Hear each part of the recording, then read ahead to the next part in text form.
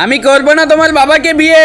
দেখো আমার বাবা অনেক বড় বিজনেসম্যান, 50টা কোম্পানির মালিক, 20টা BMW গাড়ি আছে। তোমার বাবা তো অনেক বড় লোক, আমি তো অনেক গরিব। তোমার বাবা আমাকে বিয়ে করবে না। প্লিজ তুমি রাজি হয়ে জানো আমার বাবাকে বিয়ে করার জন্য। আমার বাবা অনেক ভালো লোক, আমার বাবাকে আমি অনেক ভালোবাসি। আমার বাবার যদি কিছু হয়ে যায় তাহলে আমার কি হবে? রাজু, আমি তোমার বাবাকে বিয়ে করার জন্য রাজি আছি। আচ্ছা আমি তো রেডি আছি, তুমি তোমার বাবার কাছে যাও। আরিয়ান আমি চলে এসেছি, তোমার কিছু হবে না। আমি ভালো একটা মা পেয়ে গেছি। তারপর রিয়া তো এসব দেখে অনেক কান্না পাচ্ছে তার। এত বড় লোক হয়ে কেন সে বউ পাচ্ছে না? বিছনা হাল বাড়তে বাড়তে তখনই রিয়া আরিয়ানের উপর গিয়ে পড়ে যায়। এ আল্লাহ, ও তো কিছু দেখে ফেলেনি তো। আরে ইমিম, আপনি আমার আম্মুকে দেখেছেন? তোমার আম্মু সকল টাকা নিয়ে ভেগে গেছে। তোমার আম্মু আসুক তারপর যাবো। আচ্ছা ঠিক আছে, আমি আম্মুকে কল দিচ্ছি। আম্মু তুমি কোথায়? আমি তোমার বাবার রুমের জন্য এসি কিনতে এসেছি। তোমার আব্বুর রুমের এসি নষ্ট হয়ে গেছে।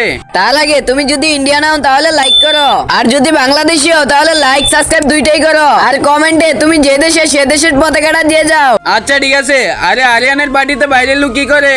আরে উনি কোনো বাইরের লোক না, মা আমার। কি বলতেছো? সত্যি তোমার আম্মু? তোমার আব্বু এত জীবন মরণের সাথে লড়াই করছে, তুমি তোমার আম্মু নিয়ে আছো? সিকিউরিটি, এই মেয়েকে এখনই বার করে দাও এখান থেকে। কার এত বড় সাহস আমার ওয়াইফকে ঘর থেকে বের করে দিচ্ছে? বন্ধুরা, পার্ট 2 দেখতে চাইলে অবশ্যই কমেন্টে জানাবে।